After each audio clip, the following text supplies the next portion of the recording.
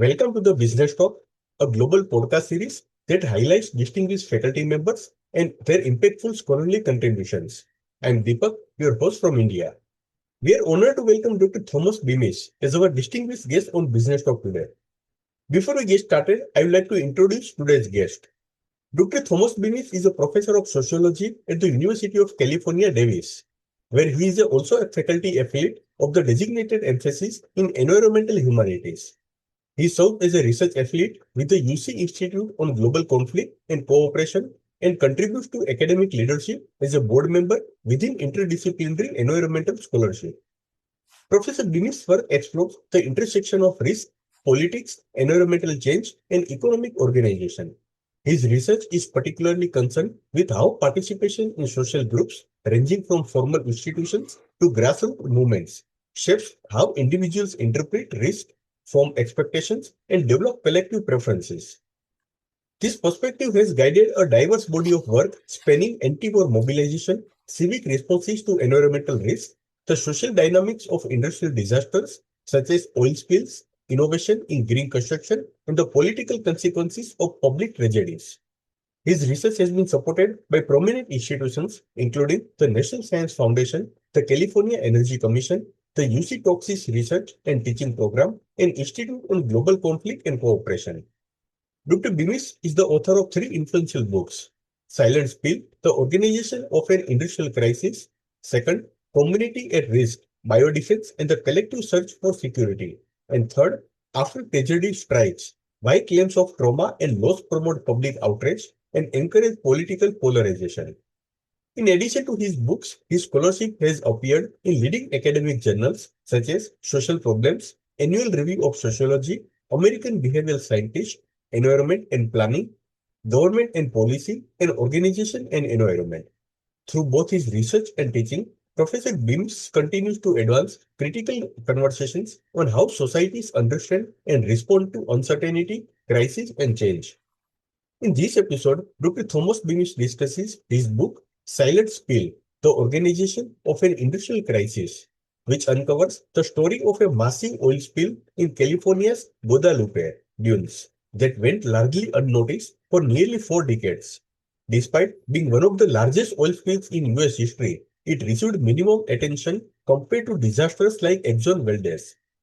Let's not keep you waiting. Please join me in welcoming Dr. Thomas Beamish to the conversation. Professor Thomas, it's a distinct privilege to welcome you to Business Talk. We are grateful to you for accepting our invitation. It's a pleasure to be here. Thank you. Professor, the Guadalupe spill went largely unnoticed for nearly 4 decades, even though it may be the largest recorded oil spill in US history. What first drew you as a socialist to the seemingly invisible disaster? Well, I think a little background is necessary to kind of understand how I got into this because this particular spill was like I said, like you just mentioned, and like I say in the book, it was initially not widely known. In fact, I don't think it still is widely known. So I was working on the oil industry, doing research on the oil industry in the central and Southern California coast. It was even then in the 90s a controversial industry insofar as folks didn't particularly want oil in their communities and so forth, as it is a relatively quote unquote dirty industry insofar as you do get spills and so forth associated with it.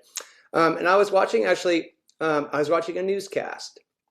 And there was a reporter, and the reporter was reporting on this spill just up the coast from where I lived, which is in Santa Barbara, about 70 miles south of where this spill took place, which is in Central California, in the Guadalupe Dunes complex. It's like the last dunes complex in California that hadn't been completely developed. In the middle of this dune complex, there's this oil field that had been kind of grandfathered in and was producing oil in that area.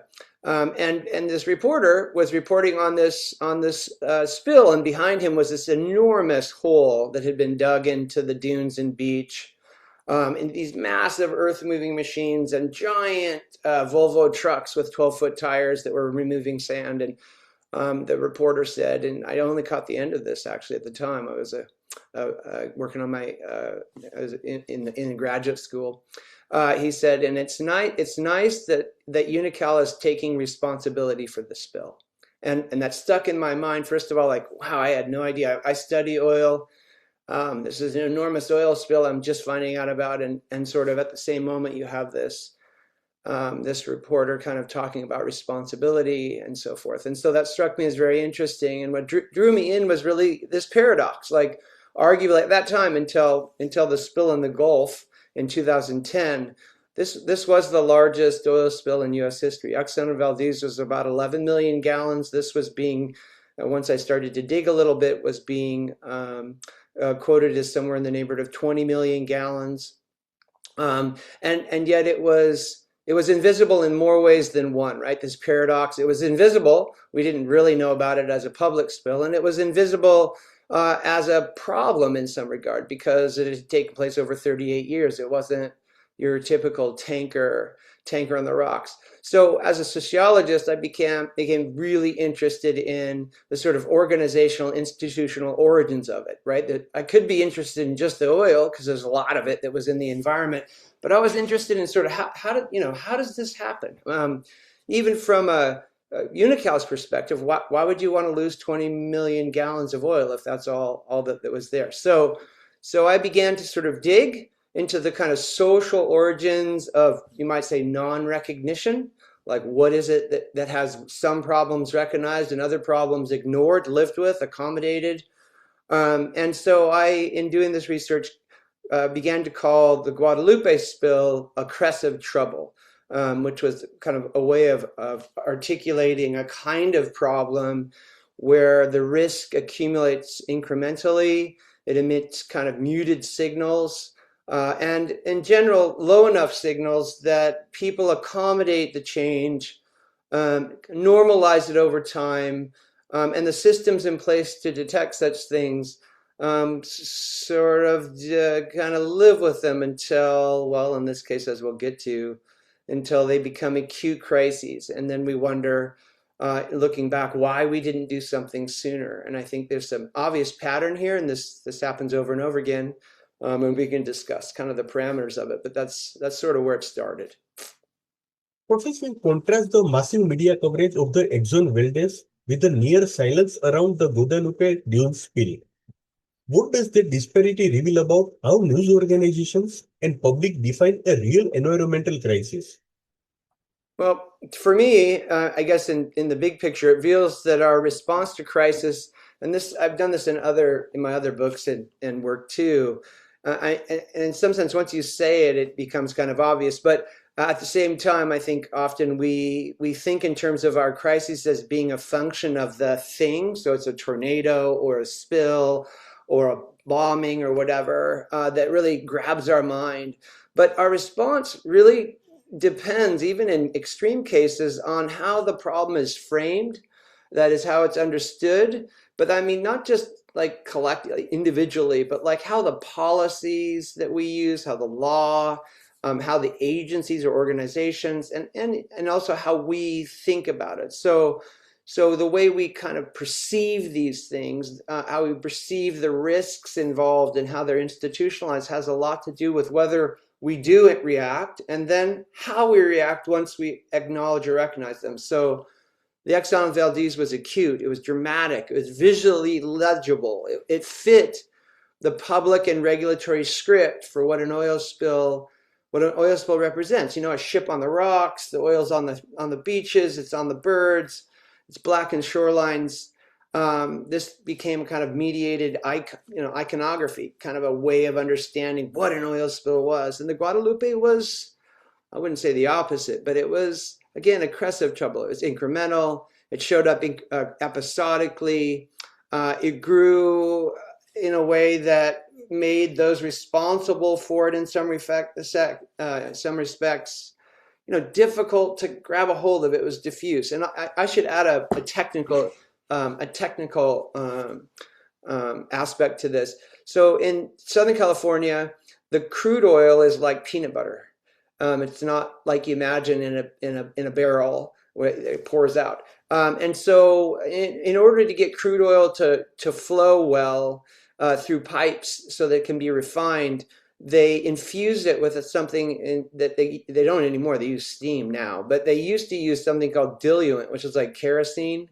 And that's actually what spilled. So they were injecting kerosene into the piping system that brought the oil from the wellheads to giant tanks where they would refine it. And they would lose it, like every day, little bits at a time. And then by the 80s, 70s, 80s, and then into the 90s, they'd lose a lot of it. It would be 100 gallons here, 100 gallons there, and then 10, and it became really bad as the piping system at this oil field deteriorated in the salt and sea environment. And so, this again, this was a massive spill, and it just didn't fulfill the criteria that people, organizations, and institutions had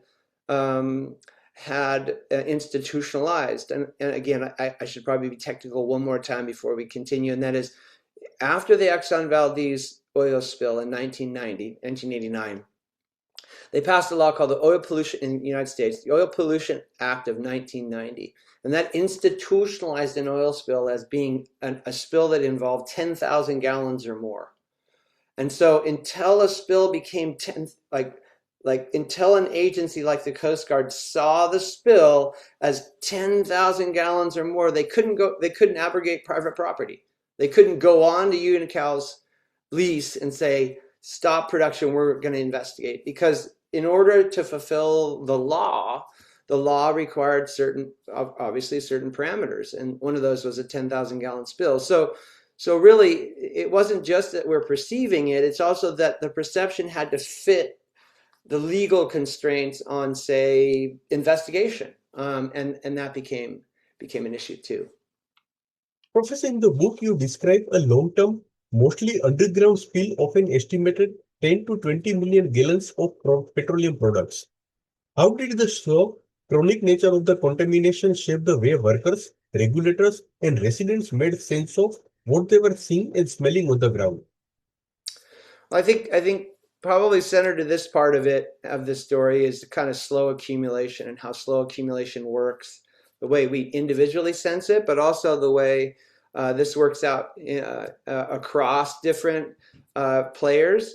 So you could kind of think of the slow accumulation promoting kind of accommodation on the part of those who interacted. So field workers, and I interviewed field workers and did field work and so forth. So the roustabouts, the people who worked, the men and women who worked with the oil, they're trained to work with oil. So they have a natural propensity after training to be kind of, like there's oil. I mean, there's always oil around. I mean, it gets on your hands, gets on your clothes, it's on the fixtures.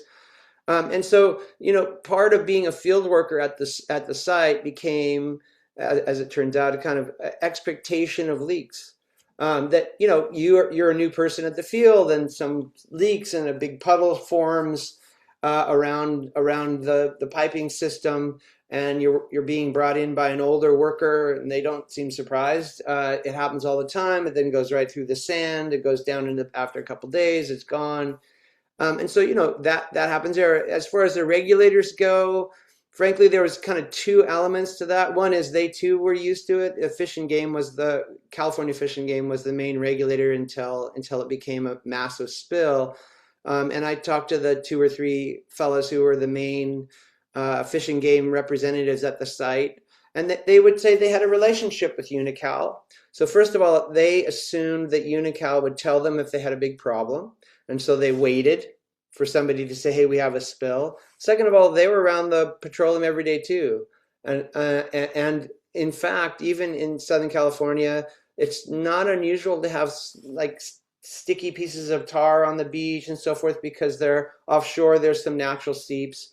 So there's some kind of interference with a hard line, like there's either oil or not oil. And I think in our mind's eye, we think of it like pristine, wilderness, and then oil, and it's kind of somewhere in between. Where there's oil, there's often oil coming out around the oil stuff, so it's not quite as clean. And locals, actually, one of the initial sort of epiphanies I had in writing this book and as a study was I actually on campus I ran into a young guy who was a surfer, and they surf right offshore where the spill hits the beach, or comes out of the beach into the water, and he talked about how you go to Guadalupe, they got great surf, but you do come out with irritated skin, your eyes hurt, and so forth.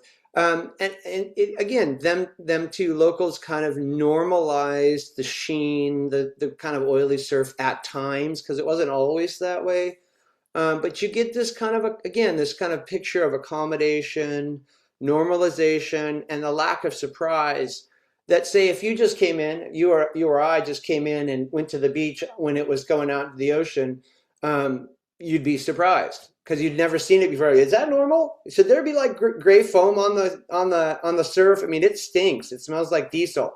Um, Whereas people who are there, every day, episodically, over time, think, oh, this is just one of those times where today, it's a little stinky. And so, this sort of low level, repeated exposure, slow accumulation, human systems I've found tend to sort of begin to normalize or accommodate those conditions. And so, just as an aside, that those are the conditions we need to be very aware of, and we can organize ourselves to actually react to them, which I think is something we can get to later. But that's the importance. We can create systems that do what our bodies and minds maybe aren't so great at doing, and we should. Professor, you developed the idea of environmental blind spots to explain why some forms of pollution remain unacknowledged. Could you walk us through how Guadalupe became a blind spot, even for people who were physically present at the site for years? Yeah. So that kind of ties into my last comments about accumulation. So think about 38 years at a site where initially they put in the piping system. The system begins to deteriorate. There gets to be some spilled oil. You're at an oil field where there's likely spilling going on. Even so, indeed, in the 30s through the 70s, through this, I'd say the early 60s, in our history, actually, people don't realize that oil spills are actually called things like oil gushers. Like when you're searching for oil as a means of profit, and it's a big deal. You hit some oil, it goes out in the ground or squeeze out into the air. I mean, in the 1890s, that was like, woo, we're rich. Now we call that an oil spill. And if you did that, if you had a rig and oil spills out because when you're searching for it, you'd be fined and you'd be in trouble, at least in the United States. Well, maybe not, but anymore. But certainly up until a couple of years ago, that would be the case. And so the idea here is that changing definitions are one aspect of it. That is the way we think about oil, the way we think about what's spillage. By the 1970s in the United States, environment was an issue. So oil was toxic and need to be cared for. But in the Guadalupe case, unlike, say, the Exxon Valdez, since that's an iconic spill, you had ambiguous signs of trouble. So it wasn't clear this was a big spill because it never was a big spill until it accumulated. You had those conditions I already mentioned, which is sort of a accommodation of them, that this was just part of going to that part of the beach. You also had organizations and policies that actually said, no, there's nothing until there's something, right? Until there's 10,000 gallons of spilled oil, it's not an oil spill. With the fishing game and the Coast Guard, until it's that, we can't really go onto property unless we're invited. So you had both like perceptual impediments. You had a spill that wasn't giving a consistent signal that something was wrong, and then you had organizations and policy frameworks that really kept personnel from, even if they had a hunch, like I can't really do anything about this until we cross over. So these all kind of colluded to create this kind of blind spot that I think it's irrefutable. It still is a giant issue with how we approach many problems, including the environment. So yeah.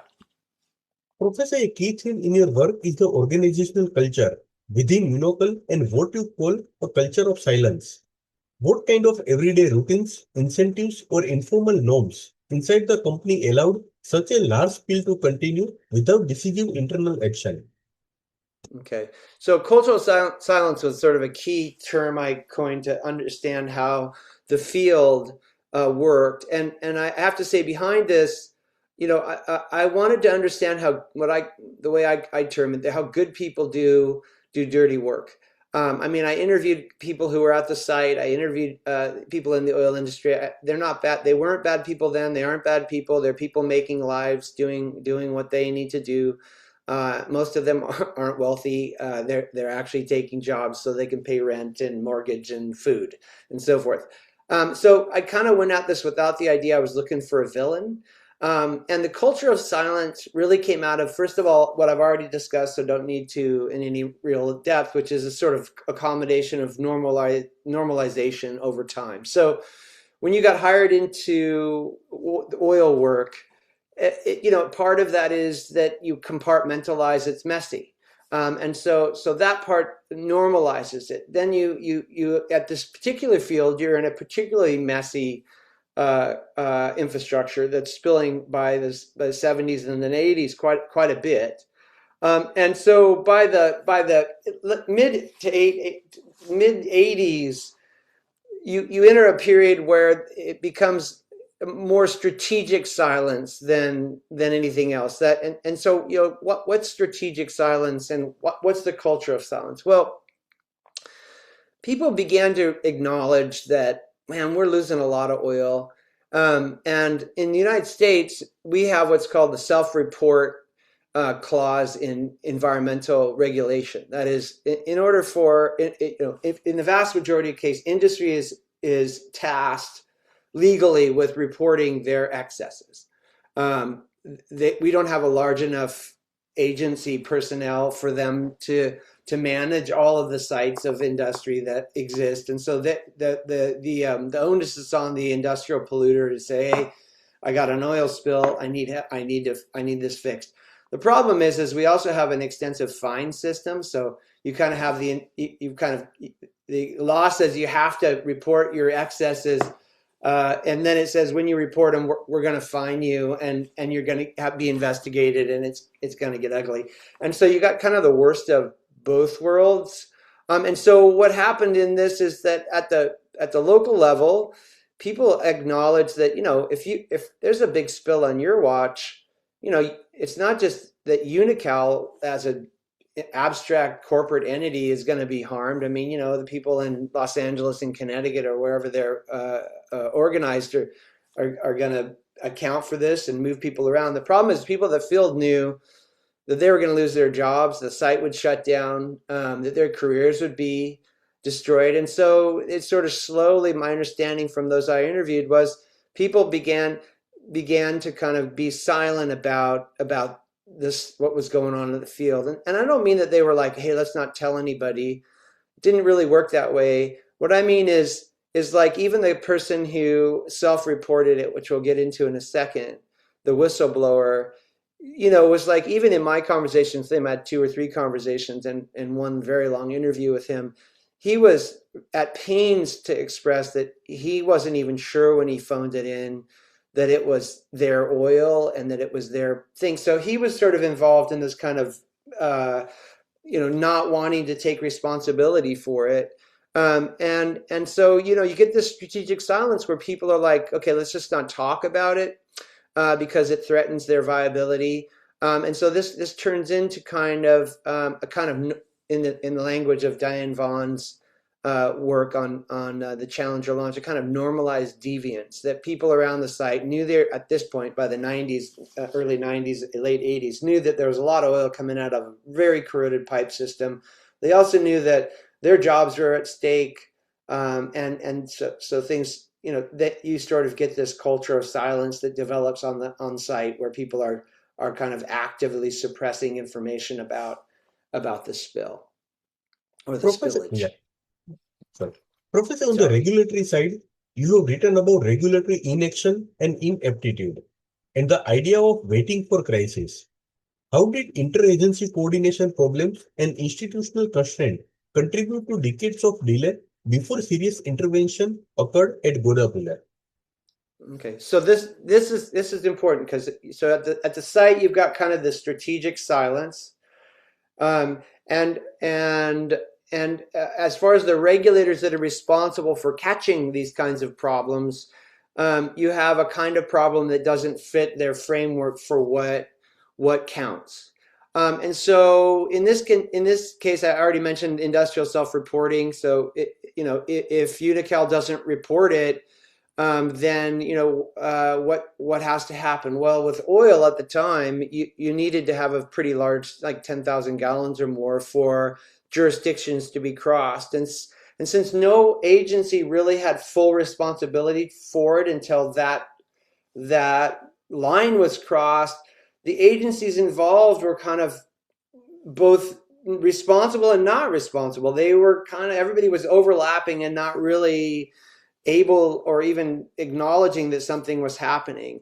And so, what really happens is in 1990, I'm not sure, we'll probably get into this in two or three, as we move forward. But in 1990, you get a call from that worker that I mentioned, who was also a local surfer, who saw a lot of oil going out into the surf from underground seeps. And he's really concerned, and he calls Fish and Game, and he says, I think we got a problem. I think there's a problem on the beach. And he's, even with my conversations, I don't want you to misrepresent him, was ambiguous about, I don't know, that he didn't want Unical to be responsible.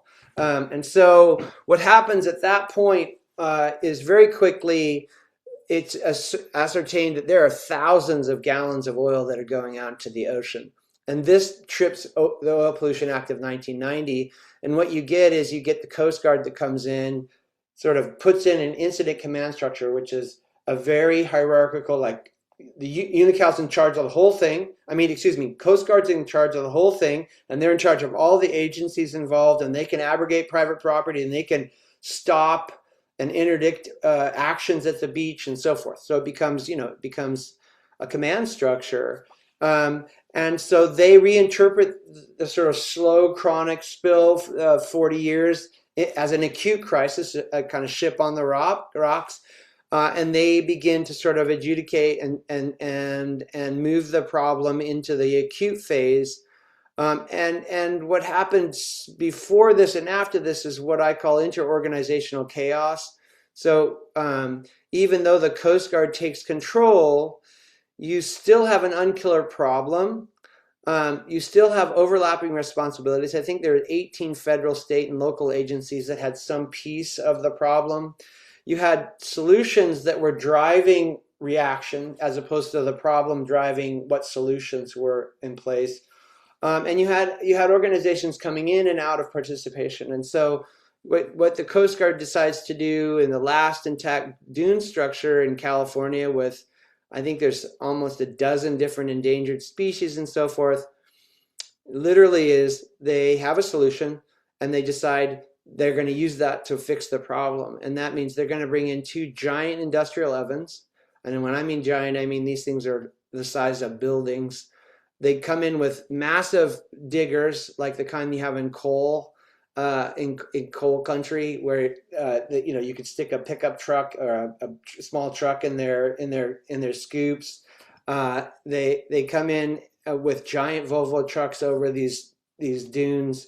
They dig up a giant proportion of the beach and the dunes area. They take that sand, which is full of microbes and crabs and all these different things that are considered, threatened. They dump them into these giant ovens. They bake them at near 3,000 degrees, and then they dump it back into the hole. And they say, okay, problem solved. We baked the oil out of the sand. Problem is the oil's on the aquifer, so it comes right back. Again, it was just, it's not that the Coast Guard's bad. It's that there was a total mismatch between the solutions they had for the problem and those that they applied to the problem. It wasn't thought through well. It created a lot of tension. The community was incredibly unhappy. So yeah, so interorganizational chaos is how I title that period of time. Professor, the Godapule case only shifted from background condition to recognize crisis. After perceptions change among workers, officials, and locals. Can you describe the specific turning point or whistleblower moment that helped reframe the spill from routine leakage to unacceptable harm? And actually, in this case, like I said, what really did it wasn't a change in the conditions per se. I mean, it was because what happened in 1990 is a lot of oil. Well, we had an especially rainy year. The diluent had accumulated on the water table to such an extent, 20 million gallons or more, that a lot of rain happened, and the river called the Santa Maria River that runs on the side of the site, raised considerably. The ocean, of course, because of the influx in water, didn't raise, but was very turbulent. And so what you had thousands of gallons that suddenly came out into the ocean. Um, that didn't actually do it. What did it was that local employee I mentioned, who also was a surfer. So he was from the local area. So he had kind of two different sentiments going. One was as an oil worker, and the other was as a kind of surfer and self-described environmentalist. He sees this happening. He kind of covertly calls from the at the site, from the kind of headquarters of the building where they had administration and stuff. And he calls the fishing game, and he says, I think we have a problem on the beach. He actually didn't say that. He said, I think there is a problem at the beach, because he was himself very reticent about saying that Unocal was responsible for the spill. So he reports it. This created two things. One is it was what the other thing, the Oil Pollution Act law, and the laws around industrial self-report suggest, is that it's either something like 10,000 gallons of oil, or it's somebody reporting it. So it doesn't have to be the CEO of the company. It can be a worker, and he reported it. And so what that allowed the fishing game to do is to say, okay, so we're coming in. So they could go into the property and look in a way that they couldn't have anyways. So they got the self-report. The second thing this did is, actually, when he was making the phone call, another coworker picked up the phone in another part. And in those days, the phones weren't in our hands. They were connected to a wire on the wall, and it was the same phone line, just a different phone. And so they heard him self-report. And this is where the culture of silence becomes clear, because he got blacklisted. He lost his job. He wasn't able to get a job again, because I followed up, in the oil industry, because he had essentially turned over the site. And in fact, they were correct. They did close the site. The people that worked there mostly lost their jobs. And so, there's both the social and the material elements of this. But his call is kind of the big turning. There were a number of things that were in the works, recognition of oil and so forth, but it really took that phone call to push it to the other side, where it became an oil spill officially. Professor, in the book, you use concepts like social stability, social inertia, and social accommodation. How do these help explain why communities and institutions can normalize ongoing environmental degradation even as the material damage quietly accumulates? I think to understand that case, you have to understand actually what organizations, and this is good for businesses in general, and others who are involved in organizations, but you have to kind of understand what underlies our social relations. And that's from individuals to groups to complex organizations to groups of organizations, and groups of organizations to society. And what underlies all of that is stability. So, economists talk about uncertainty, and the use of risk and risk concepts is a way of getting rid of uncertainty so you can make decisions. Well, what that really is doing, if you want to put it into a common denominator, is you're creating a stability, an ability to know what comes next. And so we, as humans, we give up on stability very slowly, because it's everything for us. Like the fact that you and I can interact right now. We're from different cultures, we're from different continents, we're all those things, but we share some things like this format and so forth that allows us to do this. Because if we didn't, we just look at each other and we'd be like, well, I don't know what to do next. We talk at the same time and so forth.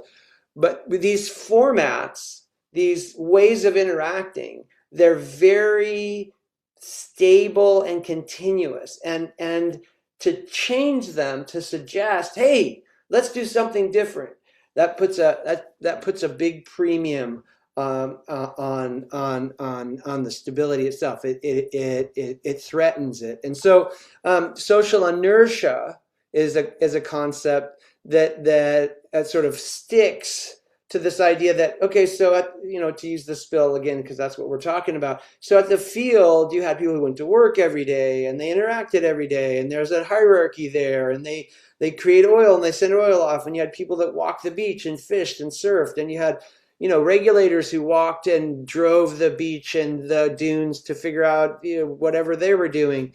All of those things become stable routines. And to say, this is a spill, okay, that means that all those bets are off. That means you don't get to go to work.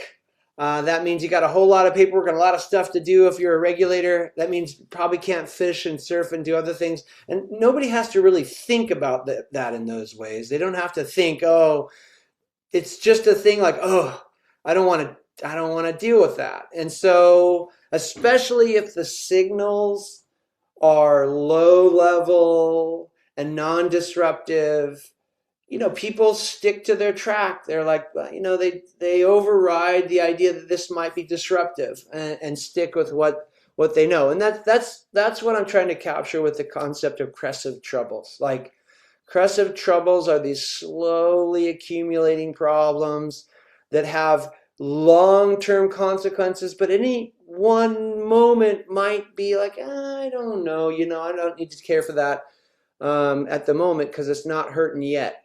It's sort of that's the trope, if you will.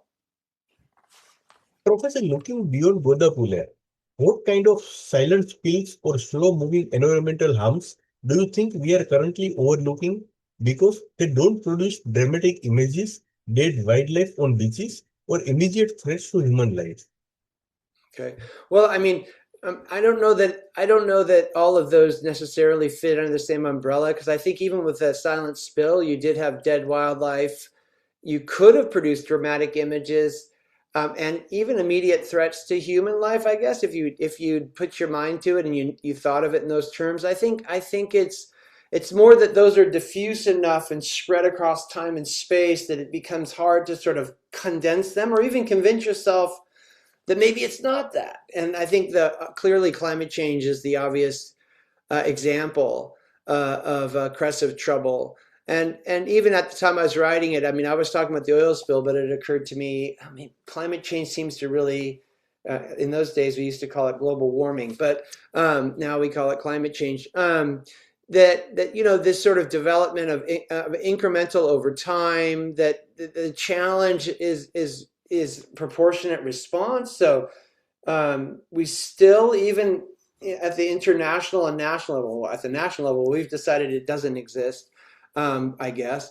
At the international level, response continues to be, not proportionate to the actual thing we're seeing happen.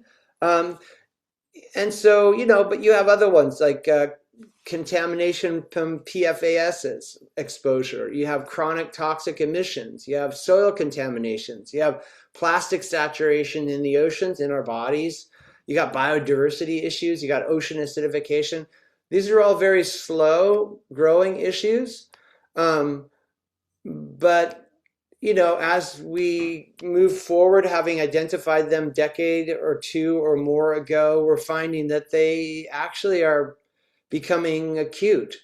Again, it's easy to ignore because they don't necessarily threaten collapse at the moment, but Guadalupe was instructive for what that can look like, because those conditions are kind of repeated in other domains. Dr. Tom, I would like to conclude this episode with one last question. Your analysis has important policy implications. Based on what you found at Godapule, what changes in regulation, corporate oversight, or public engagement do you believe are most crucial to prevent future silent spill from unfolding in the same way? Well, I think in this spill's case, there's some obvious ones. First of all, industrial self-reporting is just a horrible system, especially when it's coupled with fines. I mean, I'm all for fining industry that doesn't that follows pathways that lead to harm. But having a system that's about them reporting on their excesses and coupling that with enormous fines just seems like an exercise in futility. No one's telling on themselves if they're going to get in trouble. And so, that's important. You have to define an industrial policy, a civil policy as well. I mean, around participation in a society that actually accounts for how we create risk. And that would be, you'd have to have a clear-eyed view of the risks we confront and how to approach them. So at one level, that was an indictment against the US's policy of industrial self-reporting. The second one is that we focus on acute crisis, which means we're always reactive. We just don't do things proactively. We don't plan ahead in some regard, and that's even with our risks. So we miss cressive risks and hazard as a consequence. So I mean, those are the sort of biggest issues from that particular piece of work. I think some other things we could do. So move away from industrial self-report, shift away from crisis-triggered response, develop clearer lines of regulatory authority. So don't wait for a crisis to define who's in charge of what. I mean, I think we have a clear-eyed view of a lot of the things that we currently confront, and a lot of our agencies are sort of not clearly oriented toward different kinds of problems. Stronger forms of internal reporting. So one of the things we do know is that people get captured fairly easy by groups, groupthink, if you will, of differing kinds. Sociology has done a lot of that work. What we do realize as well is that when you have people come in from the outside who aren't socialized into those groups, they often have a clear-eyed view of what's happening. Like for instance, with the Challenger launch decision and other technological catastrophes, engineers who weren't part of work groups come in and they say, hey, wait a minute, you guys are embracing a level of risk that's just unacceptable. Generally what happens in those, if those people aren't given power, is they're told to be quiet and go away. But if you give them the power to say, no, we're going to stop and we're going to reassess what's happening, oftentimes you get very good recommendations because those people haven't been essentially captured. And capture is not a bad word. I don't mean that pejoratively, negatively. We do this as humans. When we're part of groups, we begin to adopt each other. It's called co-optation. It's part of becoming part of a group and being a member. And I think oftentimes we need outsiders to come in these kinds of situations and have a clear-eyed view of what's unfolding. I think more public transparency then and external audits are important. And I also I think we need to develop early warning mechanisms, right? So again, kind of like this person that drops in, but other ways to interrupt what we know now, because I'm not the only one. I can name a list of scholars who've talked about the process of normalization that goes into group participation and technical learning and so forth. So those are some of the things I would recommend. Yes. Thank you so much, Professor Thomas, for joining us and sharing these insights into silent spill and the hidden dynamics of environmental crisis. Your work helps us to see how slow-moving disasters become normalized and what it takes to finally confront them. We appreciate your time and perspective, and we hope this conversation encourages our listeners to look more critically at the silent risk in their own communities. Professor Thomas Beamish, thank you once again for joining us today. It's been a genuine pleasure engaging with you and exploring these insights. Thank you so much. It's been a pleasure. Thank you for the time.